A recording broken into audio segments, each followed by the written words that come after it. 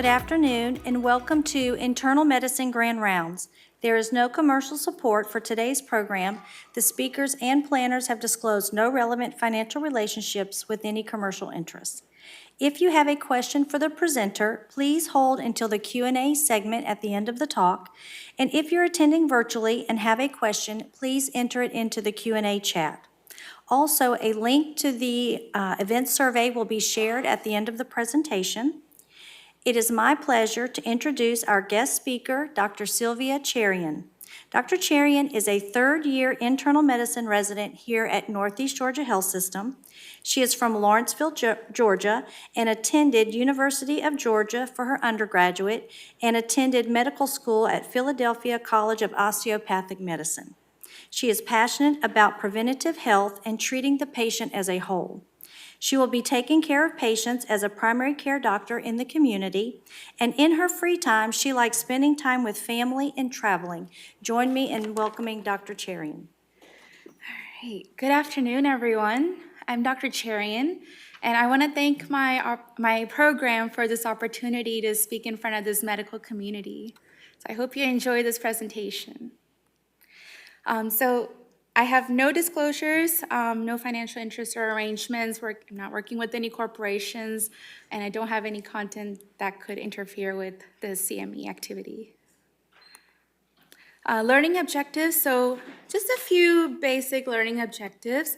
Summarize the principles of osteopathic medicine. Maybe define what somatic dysfunction is. The DOs are familiar with that term, and I just want to introduce it to the rest of the community as well. Examine the basics of osteopathic structural exam and treatment modalities using osteopathic manipulative treatment. Apply osteopathic manipulative medicine philosophy to treating chronic conditions like type 2 diabetes, and determine if a patient will benefit from osteopathic manipulative medicine. So just for a little engagement, what comes to your mind when you hear osteopathic medicine? Holistic. Okay. What else? Mind, body, spirit. That's awesome. Okay, I'll take that. And you'll find the theme throughout this presentation, and maybe you'll have a better, more solidified understanding of what osteopathic medicine is. So the philosophy, I summarized it like this. So it is about treating the whole patient and not just the disease. It is promoting preventative care, and Dr. Sil has said the object of a physician is to find health, because anyone can find a disease. So just keep that in the back of your mind.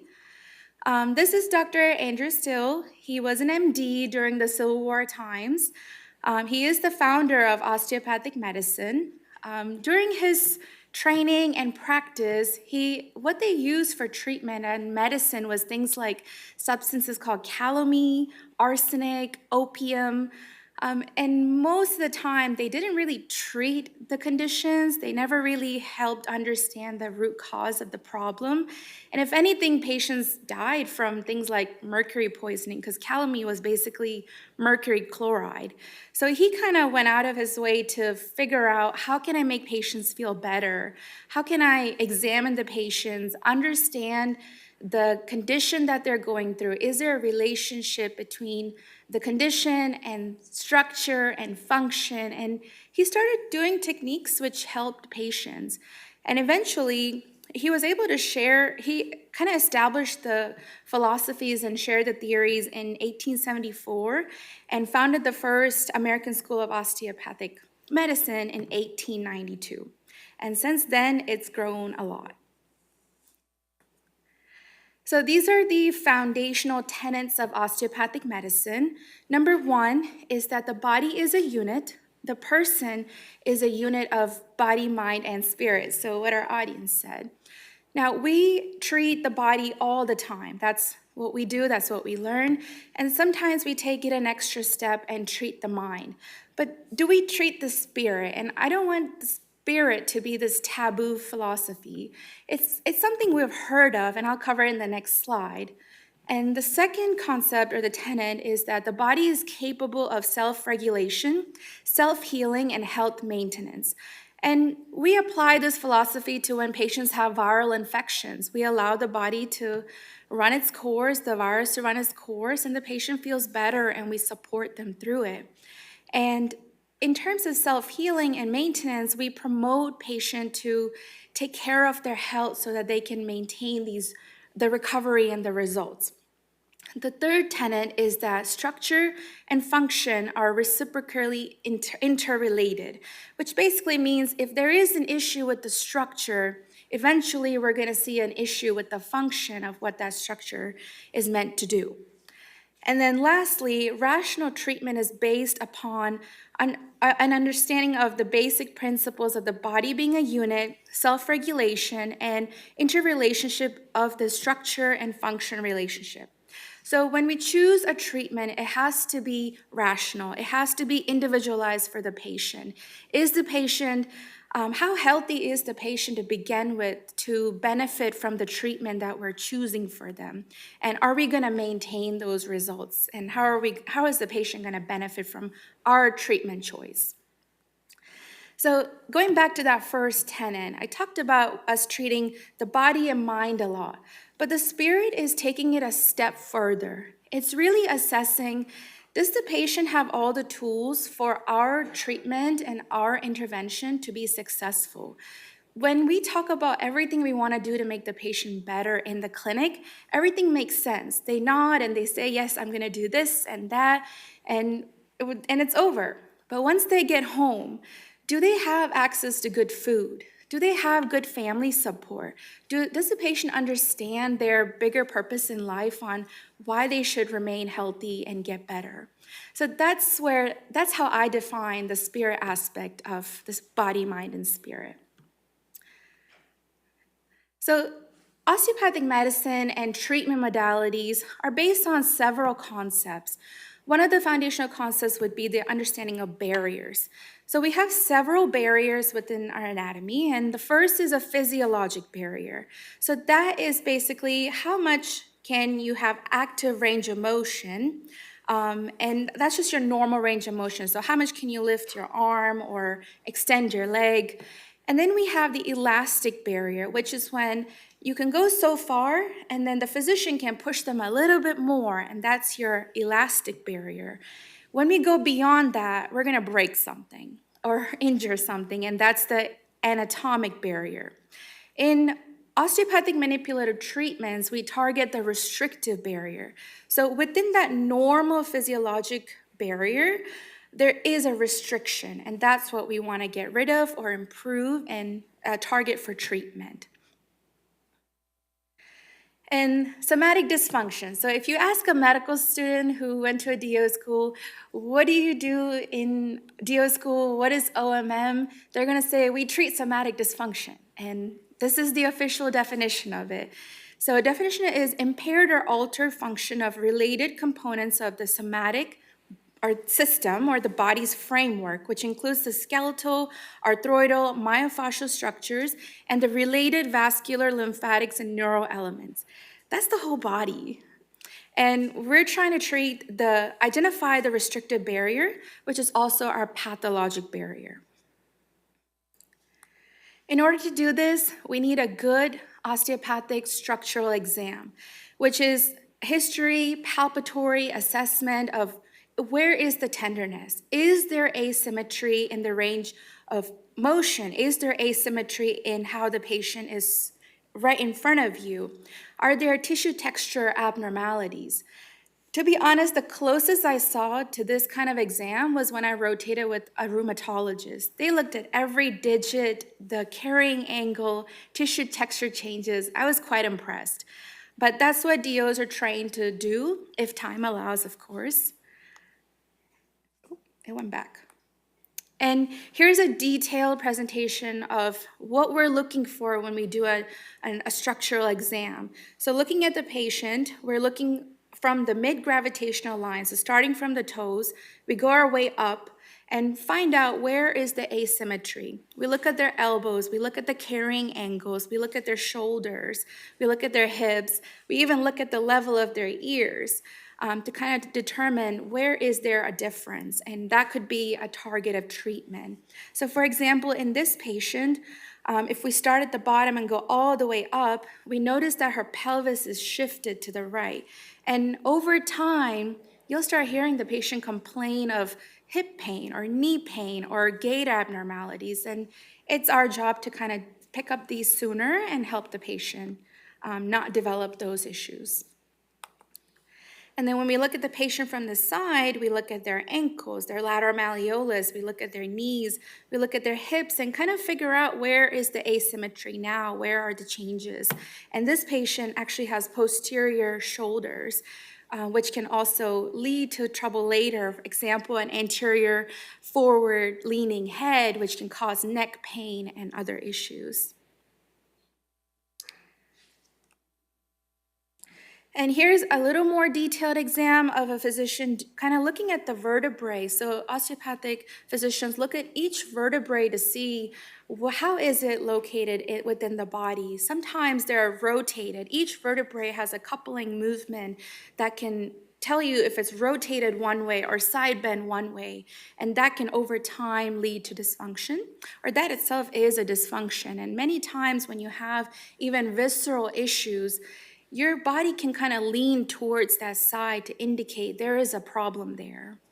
So he's kind of extending the patient, flexing the patient to see where they feel the most at ease, and that kind of helps you determine what kind of dysfunction they have.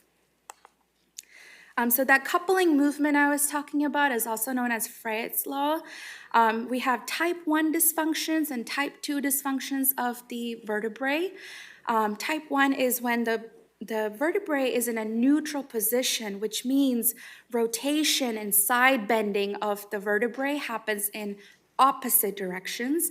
And if it's a non-neutral, which means the vertebrae is in a flexed or extended position, which means that the rotation and side bending happens to the same direction. And then more on the exam, we look at how is the pelvis looking? Is it rotated anteriorly? Is it rotated posteriorly? So the PSIS is one of the landmarks that we use to kind of determine, trying to figure out if the pelvis is rotated or not. And you don't have to be a DO to do these kind of exams. But how often do we look at leg length inequality in our clinic when patients complain of hip pain and then eventually knee pain, and I notice they have a gait abnormality? Sometimes it's as simple as having them stand straight or have them lay down and look at where does their feet end or does the feet meet. But because sometimes the fix is really just getting them a little heel lift, and that can offset that imbalance they have and eventually prevent the wear and tear that their pelvis and their knees and their ankles would have to go through. So in osteopathic manipulative medicine, we have osteopathic manipulative treatments, which can be categorized into different techniques. We never really call it therapy because these are all physician-driven treatments that we learn and apply to the patient, compared to where therapy would be something they would take home and do. So I have heard a lot of people say therapy, and my professors would always correct us to say it's treatment, and these are techniques. So techniques can be divided further into direct techniques and indirect techniques. So direct techniques would take the dysfunction, let's say a hypertonic muscle that's just unhappy. You would take that muscle to the restrictive barrier, engage the restrictive barrier, and move it towards where it doesn't want to go. That's a direct technique, basically forcing it to do what it doesn't want to do. And an indirect technique is disengaging that restrictive barrier and moving it away from the barrier. And this is to kind of help stimulate that muscle or that joint without actually kind of making it further unhappy. So this is not even an exhaustive list. This is just a good chart that I found. But most popular ones would be things like muscle energy, which, like I said, would act on the musculature, use the muscle itself to kind of stretch it, elongate it, to improve circulation within the muscle, to improve range of motion. Something like myofascial release, which really kind of takes the fascia into consideration and help move the fascia to help relieve the restricted contents within it to, again, improve flow and movement and ultimately ease pain. You might be very familiar with HVLA, which is where you take the joint into a position and apply a high velocity, low amplitude force to improve mobility in that joint. Chiropractors do this a lot, where you hear the popping sound when you crack the neck or the spine. That's HVLA ultimately. Lymphatic pump is a technique where you can manipulate the body in a way to improve the lymphatic flow. So there's pedal pumps, there's thoracic pumps, which ultimately is to get the immune system wherever it's stagnant to help move those cells along to help fight the infection. Or in patients like with heart failure, you really want to get that fluid that's just sitting there moving so they can get better. Rib raising, these sound interesting, but what it really is just you've raised the ribs. In a patient, especially someone in the ICU, which is totally stationary, not moving at all, their lungs are not expanding as nicely. And we use things like incentive spirometer to expand the lungs, but ultimately it's limited by how much their ribs can move. So you can rib raise to help expand the lungs even further and kind of allow that chest wall to move a little better. And then cranial osteopathy, I'd be lying if I said I'm an expert on that. We barely touched it in school, but people do extra training, like a neuromuscular fellowship to really get good at this. And it did establish that there is a connection between the cranium and the sacrum, and the movements of our breathing can affect the function of both. And ultimately, it is techniques to kind of help improve CSF, reduce headaches, and other things. So I wanted to show you some examples of how these look. I chose a few. So muscle energy is that it can be a direct or an indirect technique where we focus on the muscle to help kind of move it a little further, get it out of that position that it's stuck in, and improve motion and relieve pain. Let me see if I can try to find short videos. So should be. Diagnosis thoracic spine, because as we remember, the GI tract is innervated from T5 to L2, so we can diagnose him with some thoracic dysfunction. And when I find a group, I'm going to put my hand on the rotational side, so he is T6 to T8, rotated right, side bent left in neutral. I'm going to have him grab his elbows. Thank you. And I'm going to side bend him to the level and rotate him to the level where I feel that motion occurring. And now he's going to gently try and sit back up when I say go. Go. And relax. And he relaxes. I take him further into his barrier, and he's going to push again. And relax. And take him one more time into that barrier. Good, and relax. And I do a final stretch and return him to neutral, and then I can reassess motion at those segments. So a really quick technique, these shouldn't take more than a few minutes, but it's really just to help mobilize that muscle or the joint to help the patient. Let's see.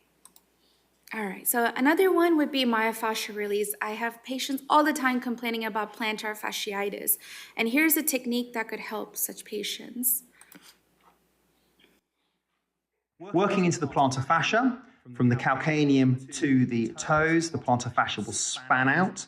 Be careful, this is a very sensitive area, and the plantar fascia is very, very strong. What we would do is palpate through to locate any areas of pain or tenderness. From there, we would reinforce our thumb contact, apply compression down into the plantar fascia. We'd hold this compression for 30 to 60 seconds, or until the pain or the sensitivity reduces. Always work with the patient's exhalation and get patient feedback. Also a very simple technique, but the patients just can't do that the way that you're taught the technique, and you can help them by doing the myofascial release for them. And HVLA is the high velocity, low amplitude technique. So an anterior radial head dysfunction, for example, is a dysfunction where you get when you fall backwards on an outstretched arm, where your radial head kind of comes a little anteriorly and is stuck in that position. So your arm basically wants to stay in a supinated and extended position. So this is a direct technique, which means I'm gonna do the opposite of what it wants to get stuck in. So you would pronate it and flex it and then apply HVLA, which is high velocity, low amplitude force. So here's an example of that. I'm going to demonstrate how to treat an anterior radial head using HVLA. In order to do this, I'm using my fingers to create a wedge against the proximal radius by placing them into the antecubital fossa against the proximal radius. I then use my other hand to control her forearm through the distal ulna and distal radius. Because she has an anterior radial head, she prefers to supinate. Therefore, I'm going to take her into her barrier by pronating her forearm until I feel the barrier. I then have induced flexion against my wedge until I feel the barrier. My thrust will just be to induce further flexion against that wedge, which will create a posterior force on the radial head. And then I return my patient to neutral and reassess. It may not immediately fix the dysfunction, but the goal is to create any mobility, to create any restoration of the function. So it may require a few techniques to achieve that, but it is better than just putting Voltaren or just doing something where we don't really address the root cause of the problem, which is a joint that's stuck in a position it doesn't want to be stuck in. So here are some more examples. This is a physician doing muscle energy in the lumbar, similar to what we saw in the video, and doing another physician doing muscle energy to the neck, which is using cervical side bending measures. And then some of the other techniques I didn't really talk about was facilitated positional release, which is really what we call a strain counter strain technique, where we find a point that is really unhappy and take it to a point of ease and keep it there until everything starts kind of relaxing a little bit. And then kneading and stretching is a fancy way to say a soft tissue technique where you really just kind of massage everything out.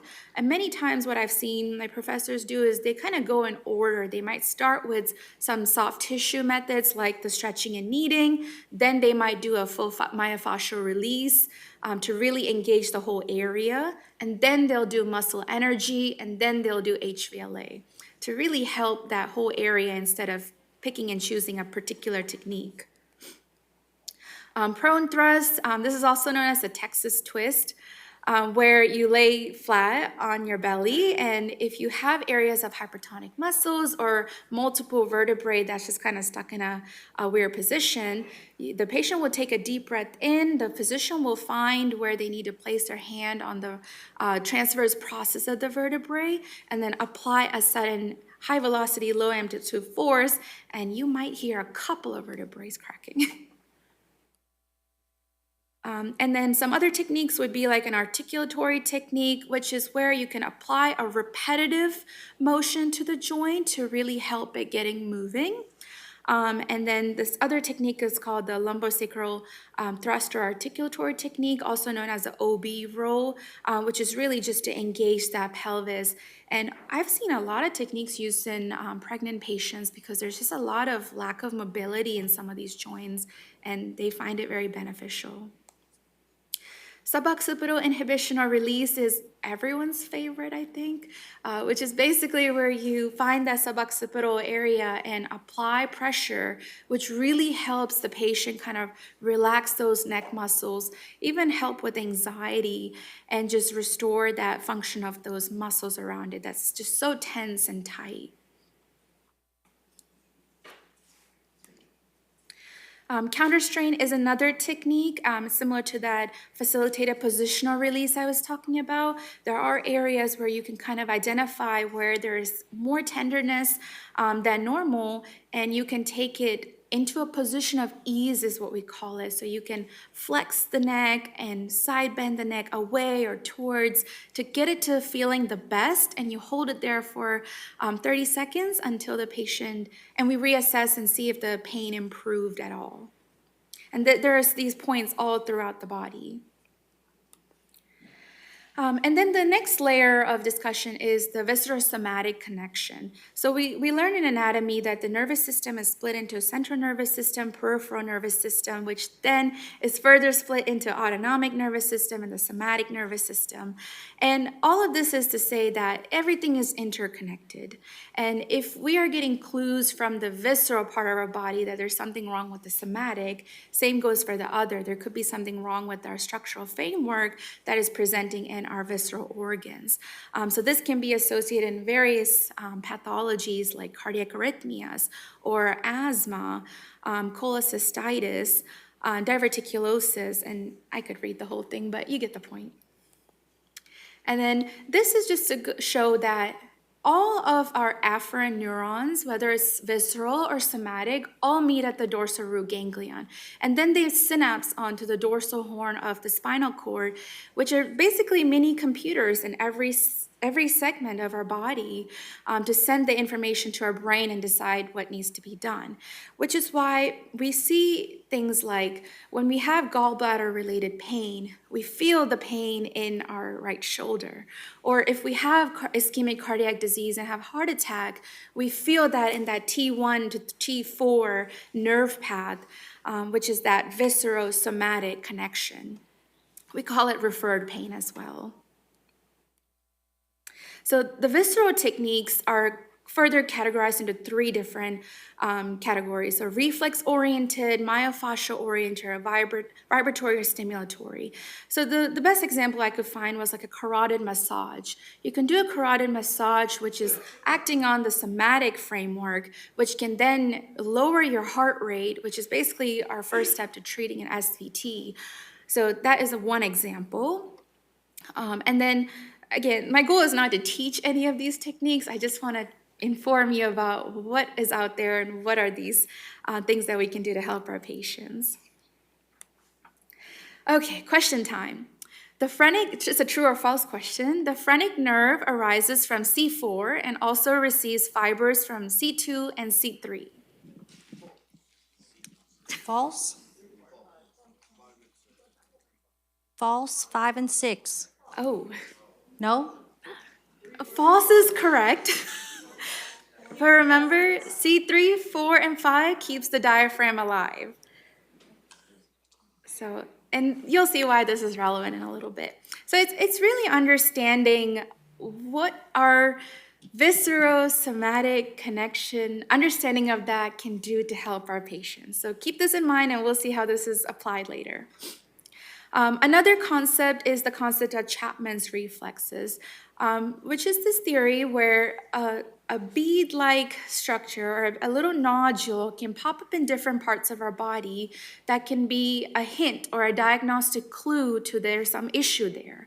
Now, from my studies, what I notice is this really reflects our whole lymphatic system and where our lymph nodes are located. So it's just started to make me think, is it more of a neurolymphatic connection where the immune system has noticed that there is an issue there where a lymph node gets congested and is actively working hard, and that is the nodule that they're feeling. So this is not a treatment, this is more of a diagnostic clue on there could be an issue there. For example, if a young female comes in with right lower quadrant pain, how do we know it's appendicitis versus something ovarian?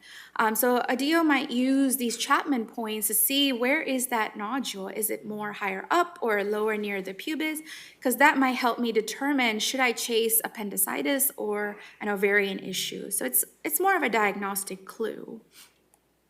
But most importantly, it was that connection that they are interrelated. So how can we use, or how is OMT used in inpatient or ICU settings? Believe it or not, it's used in many things. It's used for pneumonia, heart failure, constipation, ileus, and hiccups. And I've looked through so many studies, and they've shown that, especially in like pneumonia, it can shorten the length of hospital stay or reduce the number of days that IV antibiotics were required. Ultimately, OMT improves lymphatic drainage, which can help with not only our pneumonia patients, but also our heart failure patients, improve circulation, improve pain, and there are studies that show that it reduced the use of opioids in post-operative pain management. And the goal is resolution of symptoms, but at least getting towards resolution of symptoms is better than nothing. And one of the studies, I think there's a hospital in Maine that has a pretty heavy OMT consultation service. And the study from 2019 looked at, out of the roughly 1,300 OMT consultations over 6 months, what were they getting consulted for? And about 47% was musculoskeletal complaints, so back pain, neck pain, headaches. Believe it or not, they do use this a lot in newborns when there's latching issues, feeding issues, or just a lot of GI trouble. Babies love it and it works for them. And then about 21% were other reasons, and 209 of those cases were for post-operative patients, 124 for postpartum patients, and then a few others for like cystic fibrosis and constipation. Here's a study that looked at the efficacy of osteopathic manipulative techniques as an adjunctive treatment for hospitalized patients with pneumonia. This was a double-blinded randomized controlled trial, and after screening, I think like 3,000 patients, they narrowed it down to 406 subjects who had pneumonia, and they basically treated the patient with IV antibiotics, your conventional therapy, plus OMT, or something like a sham therapy, which is light touch treatment, which means no OMT, or just the conventional treatment, which is just IV antibiotics and what you would do for your regular pneumonia patients. And what they were looking at was the length of hospital stay, time to clinical stability, which is a fancier way to say the SIRS resolved, their heart rate improved, their blood pressure improved, and they were also able to consume some kind of food, whether it's through their mouth or through a feeding tube, and then just overall recovery. So in the intention to treat analysis, there were no significant differences between the two. That is better of the studies just because it eliminates bias and it reflects most of our hospital settings. But the per protocol analysis did show that there was a significant difference in the groups when it came to their length of stay. Now, it could mean that there was a little bit of bias involved in that, and per protocol analysis looks at when it's the ideal situation. But in the intention to treat analysis, I'm a little worried that maybe it was because there were a lot of cases they didn't finish the protocol or they didn't finish the sessions. So it would just indicate that we need a larger study, a closer look at can OMT be an adjunctive therapy to our pneumonia patients. So this is a longer video, but this is something similar to what a lymphatic pump would look like and how you could treat your pneumonia patients. Let me just skip a little. Probably, and you're going to place them here. So we call this, in Nicholas, it's called the Miller's pump. This is a thoracic drainage technique. Back in the old days, my dad was a family physician first before he became a radiologist, and he used to pump. I understand when I became an osteopathic physician what he was doing. This is going to look like an exorcism, but relax. So take a deep breath in, and basically if you do the oscillatory method, breathe out and relax. It's going to look like this. So we're just oscillating. Breathe in and breathe out. We're using what again with the release enhancing mechanism called breathing. Breathe in. And so this is gentle. Now I'm a little bit more aggressive note, so this is what I would say. Atelectasis emphasis. When we talk about atelectasis, we're talking about the very last pathway, the bronchioles, is the alveoli. And what you want to do in order to go down to the alveoli, we're going to be a little bit more aggressive. So I'm going to take this, and my stance is going to be as if I used to wrestle. So you take your hands, put it here, and I'm going to put a little bit of my weight into it. Breathe in deep. and breathe out. And I'm going to kind of push down cephalad to caudad and hold it. She's going to keep breathing, but I'm going to keep pressure here. I'm going to resist her. Breathe in and breathe out. And I'm going to put a little bit more pressure. I'm going to do this again. Breathe in deep and breathe out. End exhalation, breathe in, and I'm going to let go. Now, that dramatic anteriorly to the thoracic duct, and that's going to... You get the point. So it kind of reminds me of our chest physio and the device that we put on our patients that just help oscillate the lungs and the chest wall to really help the patients clear everything, improve mucociliary clearance, and to expand their lungs. So can you treat hiccups with OMT? Yes. I don't know how successful, I don't have any research articles to show you, but it is a technique where you find that phrenic nerve and basically reduce the overstimulation of it, which has kind of made our diaphragm go into a spasm. And you can press down on that point where the phrenic nerve goes through and help kind of tell it to calm down a little, and it can resolve their hiccups. What about constipation? So I actually did this in the ICU a couple of months back. I took about 40 minutes because it was taking a long time, and it is basically a motion that promotes the colon to push the contents along.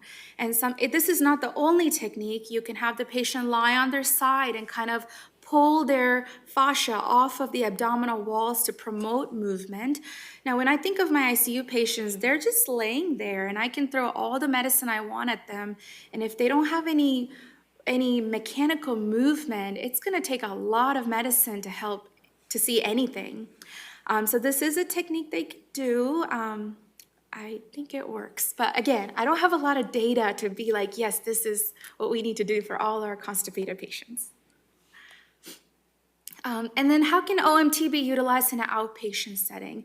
So it's used to treat headaches, of course, chronic musculoskeletal pain, sports injuries, like we talked about the anterior radial head and others, TMJ dysfunctions. Patients love this. It's a little more disgusting because you have to put your hand in their mouth and stuff, but it works. Ear and sinus infections, there's techniques called the Galbraith technique where you can really help kind of mobilize all that pus and fluid that's stuck to help the drainage be a little better and clear that infection sooner. And then our COPD patients, one of the articles I was looking at showed that OMT and pulmonary rehab may improve the exercise capacity, reduce residual volume in severely impaired COPD patients with respect to pulmonary rehab alone. So I think it is, an avenue that we have to explore further to see if we can help our patients with another tool in our toolkit.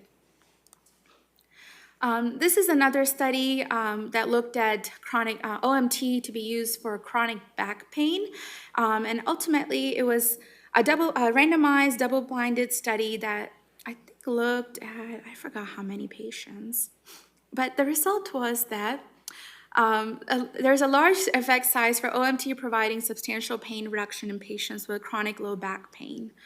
And reading through PubMed to find these articles is quite challenging. One, because there's just not many of them.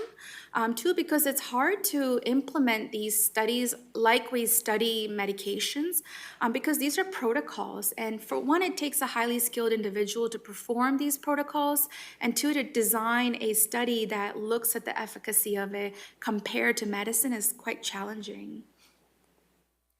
Now, OMT is not what osteopathic manipulation medicine is about. It's a little beyond that. So how can we talk about it in the sense of when it comes to treating our type 2 diabetics? So let's go through the tenets again. The body is a unit, the person is a unit of body, mind, and spirit.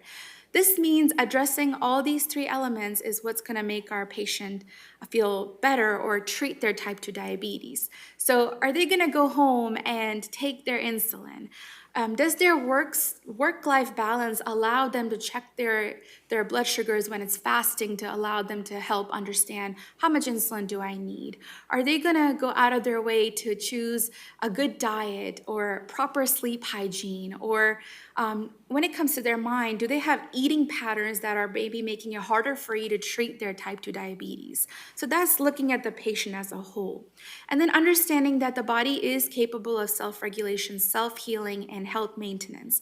So this is to prove that type 2 diabetes is a lifestyle disease. It's when things that should be normal practice kind of gets neglected, and then we start seeing dysfunction after dysfunction, and all of a sudden we have a dysregulated system that just needs help getting back to normal again as much as we can help it.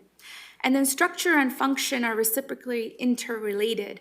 So very few of my type 2 diabetics understand the relationship between muscle and insulin sensitivity and why they have diabetes now. So educating them on, your muscle loss may have affected your ability to properly basically take care of blood sugars through insulin sensitivity.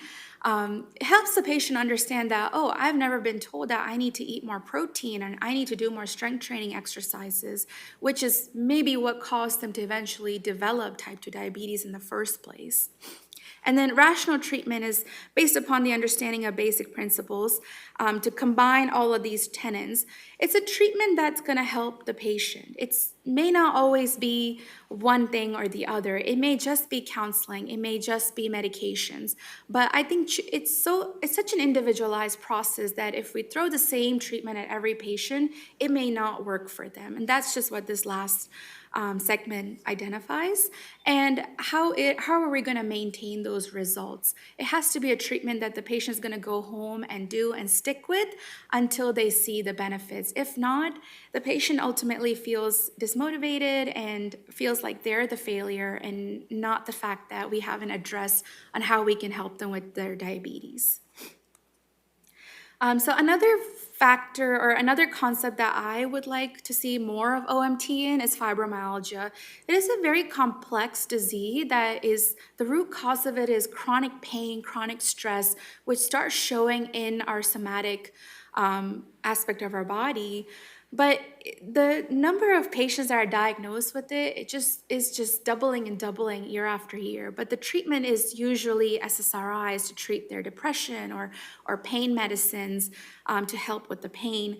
But when you look at the 5 models of osteopathic manipulative medicine, could we take into consideration to help the patient as a whole on looking at these models, so the biomechanical structural model, the respiratory and circulatory model, the neurologic model, metabolic nutritional model, and behavioral model. I think something like this, fibromyalgia, needs such a deeper dive than the 15 minutes we get in our clinic to treat the patient, to ultimately treat and make the patient feel better. So I hope one day that we're using OMT to help the patients with their pain and using osteopathic manipulative medicine to help address things like their nutritional deficiencies, metabolic issues, their behavioral issues, to help get to the root cause of fibromyalgia. And OMT is a procedure that you can bill and you will get paid for it. So I know mostly DOs who practice this, who did fellowship in it, is the one who ends up billing it. But I've worked with family medicine physicians who bill it, and if the patients like it, and they keep using it and bill for it.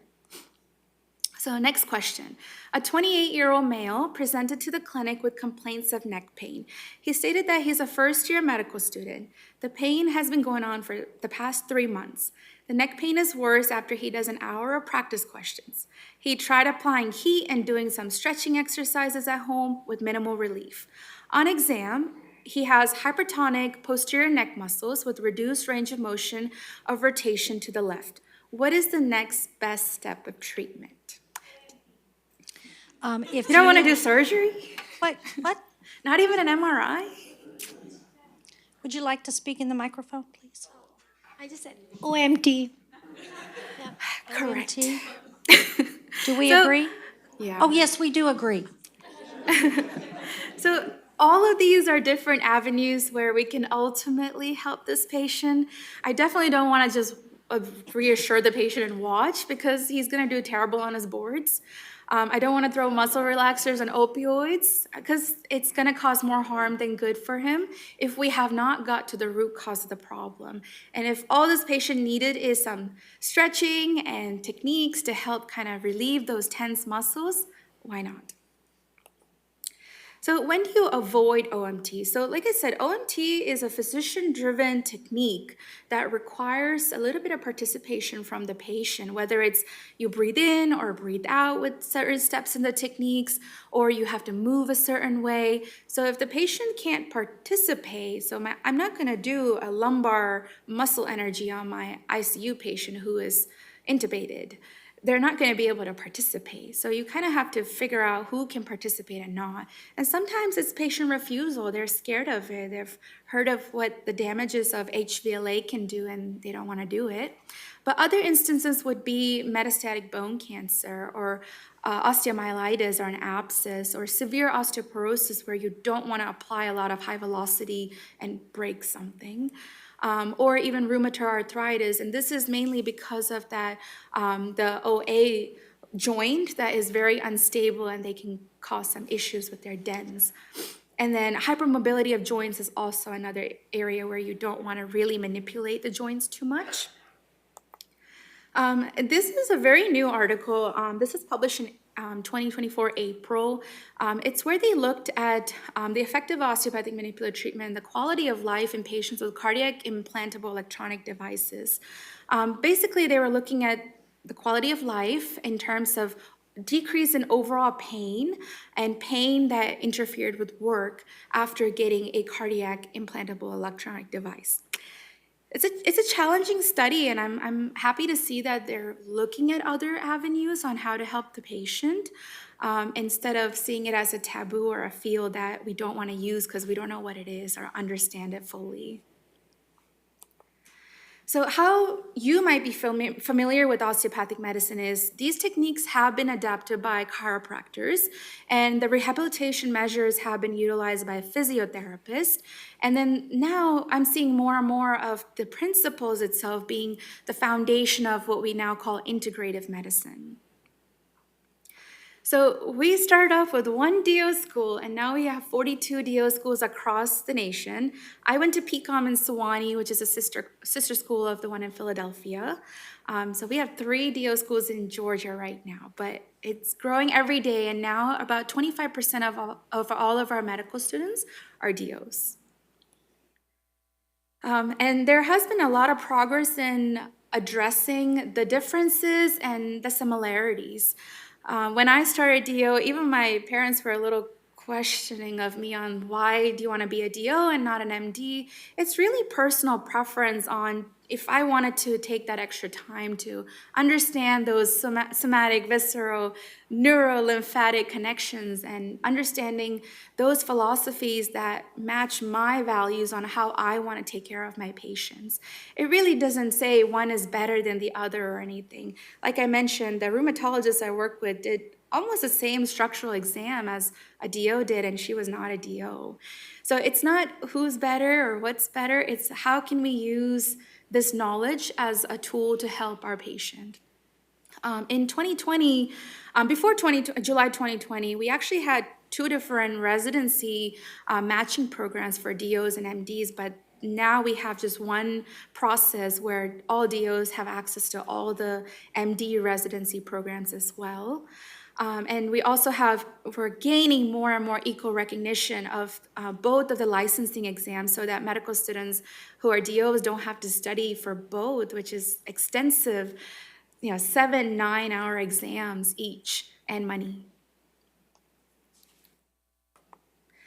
Okay, so where do I see this going from here? So I would love to see more engagement in residency programs to enrich osteopathic medicine learning for our osteopathic residents.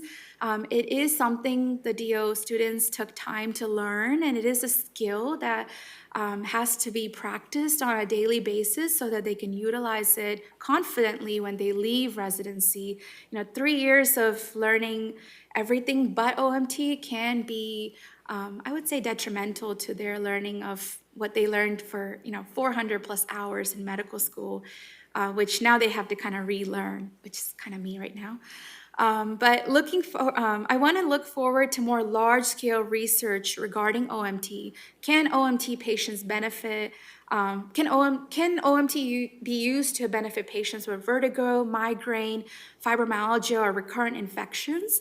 And then acceptance of OMT as a tool to help patients. I want more people to talk about it and ask questions about it and reach out to DOs to see, hey, is there a technique that could help this patient recover quicker or make this medicine be more efficacious for the patient or even reduce the length of their hospital stay? And then, like I said, there are many hospitals where OMT consults are very common. You consult a DO to do a technique, whether it's referrals come from primary care doctors themselves who are not DOs or neurologists or gastroenterologists. I know there's local hospitals where the internal medicine residency program have residents who get consulted in the hospital to do OMT on their patients. So I see a lot of areas of opportunities for improvement and to see how we can incorporate this into our medicine.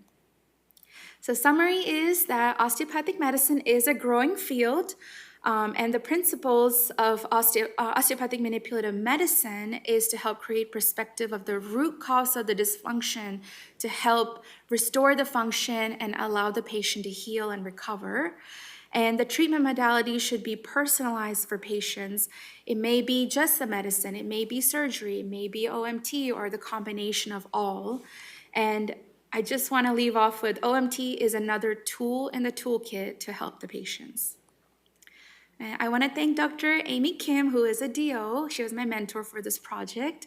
And then Dr. Philip Gross, who took a lot of time to edit my slides and give me a lot of feedback. These are my references.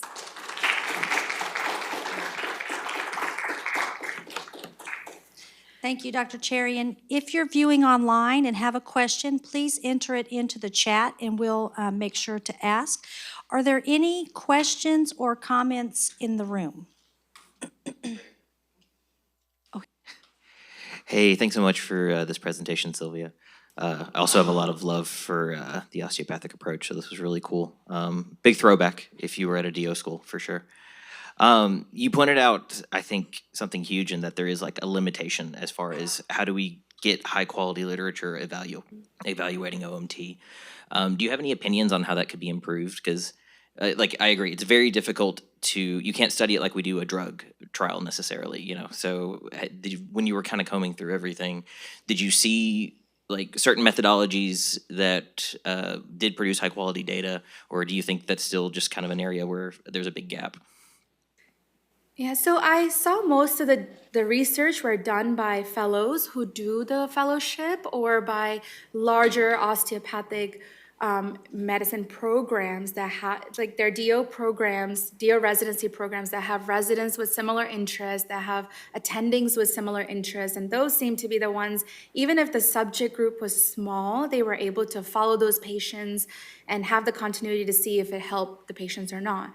So I think one step is to incorporate it more into residencies so that it becomes a research interest in residents. And we have lots of patients who will try it and have more data. The other is funding. It's not as common, it's not as known.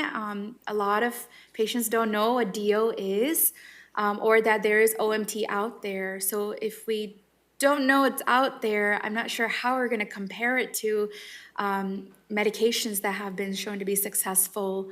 So I think funding and making it more known is how we're going to get more and more people to participate or think of it as a treatment option and compare it with other treatment modalities. Excellent. Any other questions, comments? We have one over here.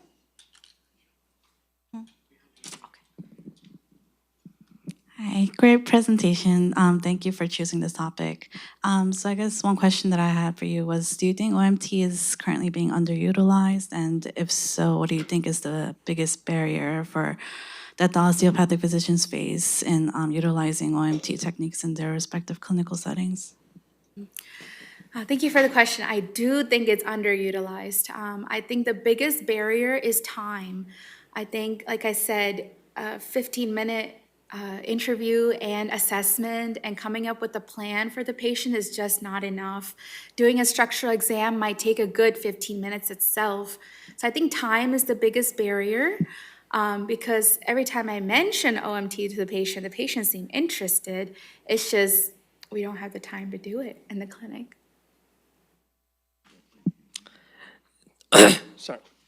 Thank you again, Dr. Cherian. Went down memory lane to Dr. Lee's lectures, but I definitely have been doing a lot of OMM or OMT on my family members, especially the Spencer technique. Definitely works. And even like you were talking about having internal medicine programs have incorporated OMT. Dr. Shapiro at Northside is doing that as well, and because there are a lot of DOs there, and they do kind of like how we have the simulation here, similarly they do really incorporate the OMT there. So I think it definitely would help. It's just a lot of education, awareness, and getting people on the same page. I agree. I think more workshops and labs to help our DO students and our DO residents would be very beneficial for the patients and the trainees. Okay, we have time for one more question or comment. Oh, down here. It was a great presentation, Sylvia. It was very well thought.